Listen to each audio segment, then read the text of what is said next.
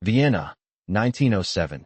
Just as the bells of St. Stephen's Cathedral tolled noon across the snow-dusted city, Rosalind Zielke nearly lost her footing on the marble steps of the Hofburg Palace. She caught herself, tray in hand, lips pressed tight.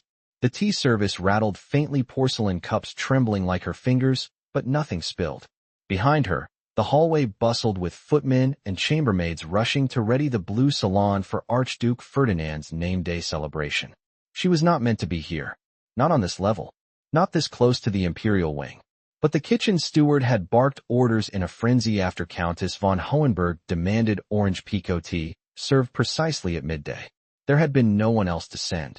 So Rosalind zipped up her wool coat, wrapped her dark braid under a borrowed cap, and climbed the grand staircase she'd only ever scrubbed from below. She hadn't expected to meet him. The prince. He stood alone near a tall window, his back to the room, coat unbuttoned, collar askew, as if he'd just escaped some formal function. One hand tugged at a high cravat, the other clenched something small, perhaps a letter. The light caught in his pale hair, haloing him in gold. Rosalind froze. He turned. She had never seen a face like his. Sharp, not cruel, with a strong jaw, a scar not yet faded near his temple, and eyes like slate just before rain. Then he blinked once, slow, and said, "You're shaking." Rosalind looked down. Her tray trembled. "I'm sorry," she said, soft and quick. "I didn't mean to disturb your highness." "You're not disturbing me," he said. "They do that." He nodded toward the double doors behind her, muffled laughter escaping from within. She didn't dare respond. He stepped forward. Rosalind kept her eyes down. She knew the rules. Never initiate conversation, never linger, never look a royal in the eye unless spoken to twice. But then his voice came again, gentler now. "What's your name?" She hesitated too long. "Don't worry," he said. "I'm not going to shout." "Rosalind Zielke," she whispered. He nodded once. "I'm Prince Valentin." She already knew. Everyone in the palace knew him, 18 years old, second son of the emperor, the one who'd refused a diplomatic post in Paris and returned from the front last spring with a bullet scar and rumors of defiance. No one knew what he wanted. Not even his family. "You're new," he said. "No, Highness. I've been in the kitchens nearly 3 years." His eyes narrowed, not unkindly. "Then I should have noticed you sooner." Rosalind's cheeks burned. She lowered the tray to a side table and stepped back, hands clasped tight. "I should go." "Wait." He reached for the tea. Their fingers brushed. Just the edge of a glove against her bare skin, but it left her breathless. He didn't pull away. "Do you speak softly to everyone?" he asked. She nodded. "It's better not to be heard." Valentin's mouth twitched, not quite a smile, but something warmer than cold nobility. "I'd rather hear you than half the people I'm forced to dine with." And then the door behind her creaked, voices spilling out. She stepped back instantly, bowing low. When she rose, he was gone. That night, she found a folded scrap tucked beneath the tea tray when she returned it to the scullery. The handwriting was clean, slanted, unmistakably not meant for a maid. "If you're not busy tomorrow after the noon meal, meet me in the orange grove behind the stables." It wasn't signed. It didn't have to be. She nearly tore it in half, fear knotting her ribs. But she didn't. She hid it in her apron. The next day, she went. The imperial orange grove had no oranges in January, only leafless trees and frosted glass walls enclosing the warmth of a greenhouse. She found him alone at the far end, coat discarded, sleeves rolled, hands stained with soil as he repotted a small citrus sapling. "You came," Valentin said, without looking up. "It's not safe," she said. "For me or for you?" "For both of us." He smiled, faint. "Then we'll be careful." She should have walked away. She didn't. Instead, she knelt beside him, her skirts rustling over the stone floor. He handed her a trowel without asking. They worked in silence, side by side, their hands brushing now and then. She didn't ask why a prince was hiding in a greenhouse. He didn't ask why a maid knew how to handle delicate roots and pruning shears. The hours passed like minutes. When she rose to leave, he reached for her wrist. "I know you're not just a maid." Rosalind froze. "I heard you humming in the corridor yesterday," he said. It was Schubert. In perfect pitch. She pulled her hand free. "My mother was a music teacher. Before she died." He nodded. "And your father?" "Gone." He didn't press. That, more than anything, made her trust him. They met 4 more times that week. Always at noon. always in silence or near it. He asked her about Chopin, about the books she read in secret when no one watched, about the German poets her mother used to recite while darning socks. In return, she asked about the world he'd seen: Galicia, Trieste, the trenches in Bosnia. He never spoke about the court. She never asked. Then, one morning, the head steward summoned her. She was assigned to Prince Valentin's personal chamber just for the week, the steward said, since his valet's been reassigned. No reason given. But when she entered the royal suite, Valentin was waiting. I requested you, he said, quiet. She set down the breakfast tray, heart hammering. You shouldn't have. You're the only person here who speaks like they mean it. He stepped closer. Rosalind, he said, like it was the first prayer he'd ever meant. Stay. She didn't move. Why me? She asked finally. Because you listen. Because you don't pretend. And because every time you look at me, I feel like I'm not a prince. I'm just. He faltered. You, she finished. He nodded. She stepped back. It's too dangerous. Then I'll make us safe. She turned to go. But before the door, she paused. If you mean it, she whispered. Prove it. He didn't answer. That night, she found another note. Not a meeting place this time, just 5 words, scrawled in bold ink. Tomorrow. At dawn. For you. And beneath it, a name. Baron Otto von Stein. The man who'd insulted her in the corridor last week, who'd called her a kitchen girl with ideas above her station. The one Valentin had stared down but never confronted. Until now. There was only one reason a prince would name a baron, and only one way to settle it. A duel. At dawn. For her. The frost hadn't yet lifted from the palace lawns when Rosalind crept past the stables, boots muffled by a thin crust of snow.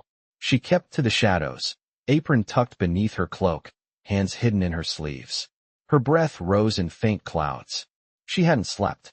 Not after reading those 5 words. She stopped just short of the riding paddock. Beyond it, the orchard wall curved into the woods, and at its edge, beneath a stand of bare maples, 2 figures waited. One stood still, coat buttoned with military precision.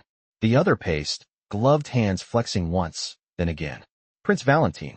She didn't dare draw closer. She pressed against the stone wall, unseen.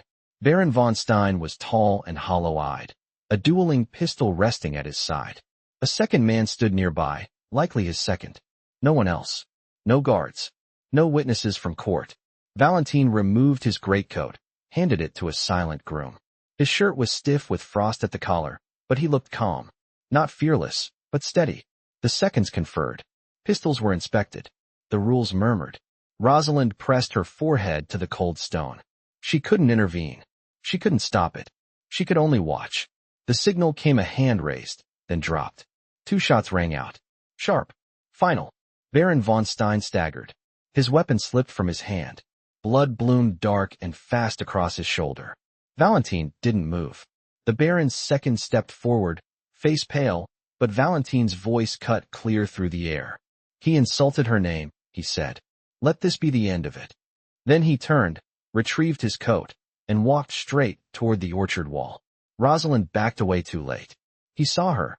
He said nothing as he approached, only looked at her with eyes still rimmed in the echo of gunpowder. When he reached her, he stopped just close enough for his breath to touch her cheek. I didn't mean to frighten you.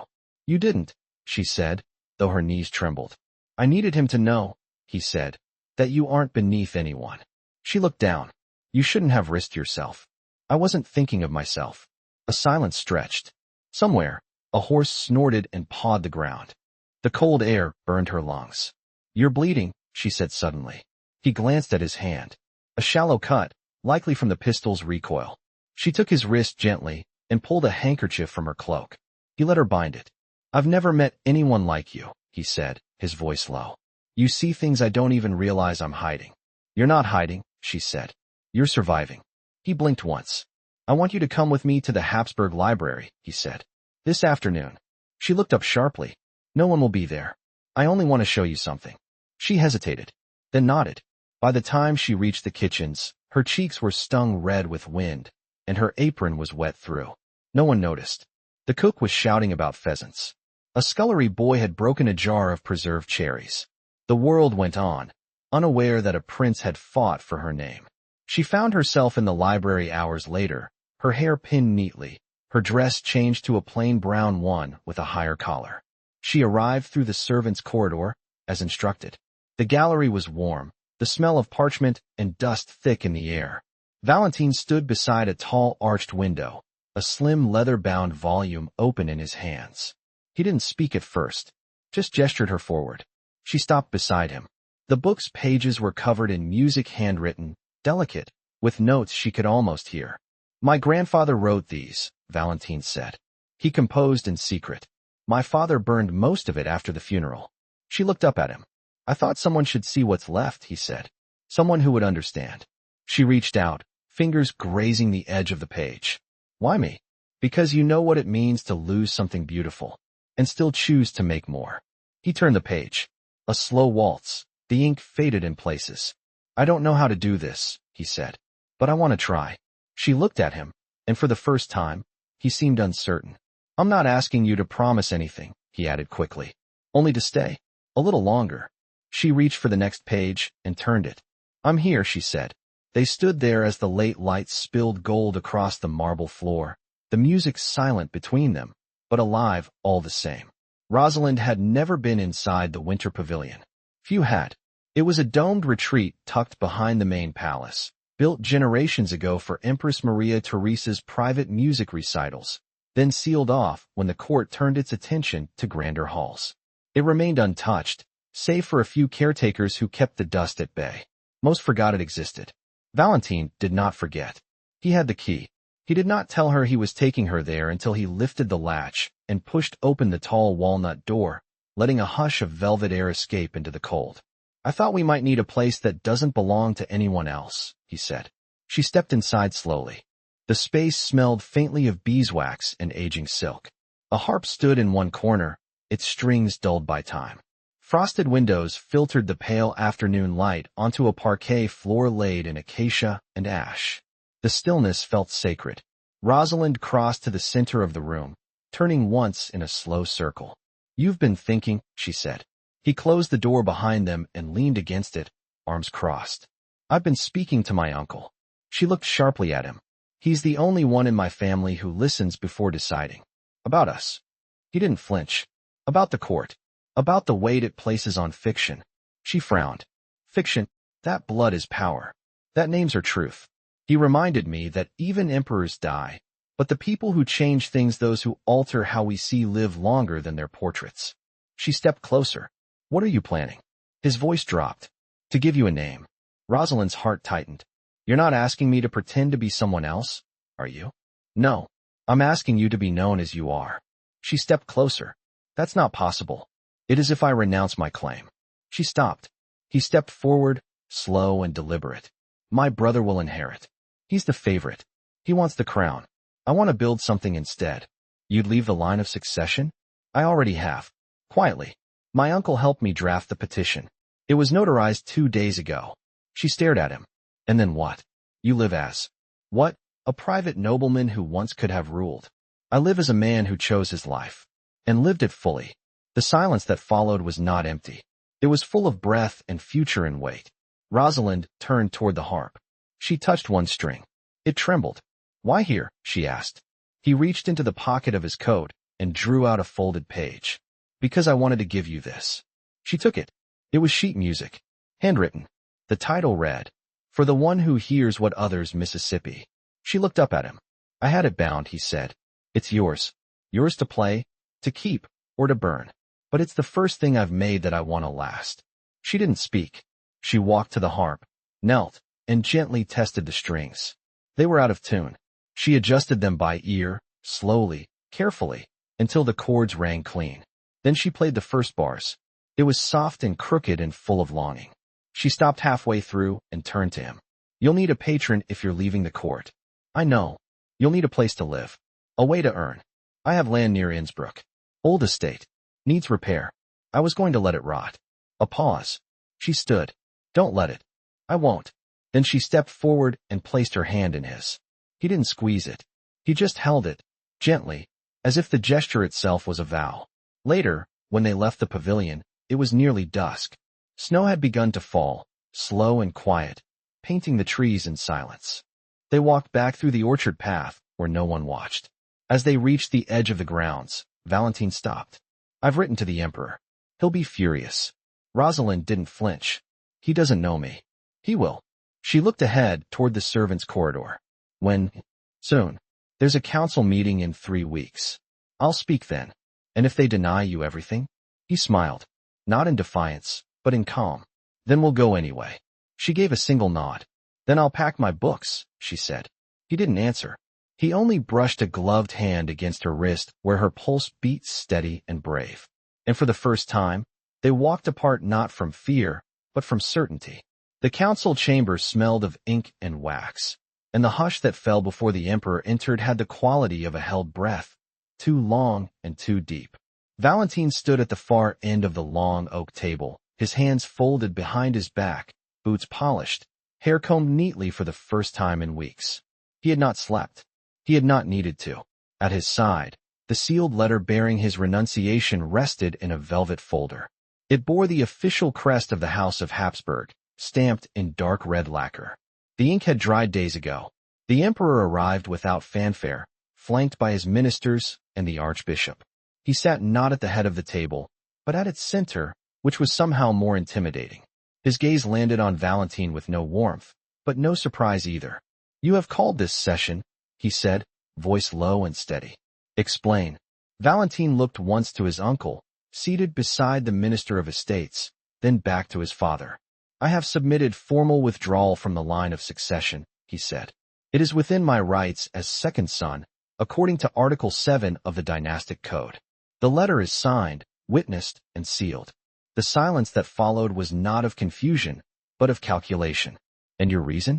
The emperor's voice carried no emotion. Valentin drew breath. I will establish a private residence on the Tyrolean estate. I intend to fund educational initiatives there.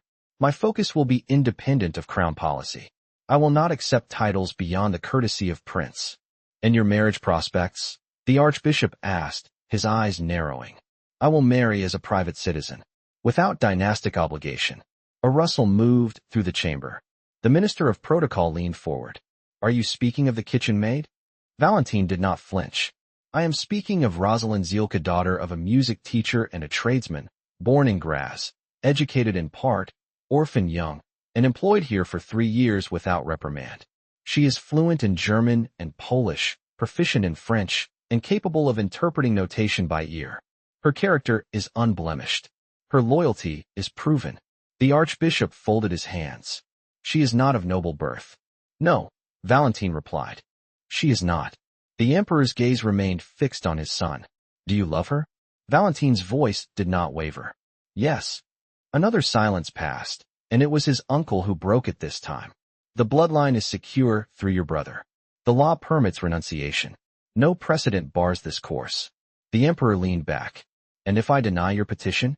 Then I remain in the line, but without allegiance, Valentin said. I will not marry for statecraft.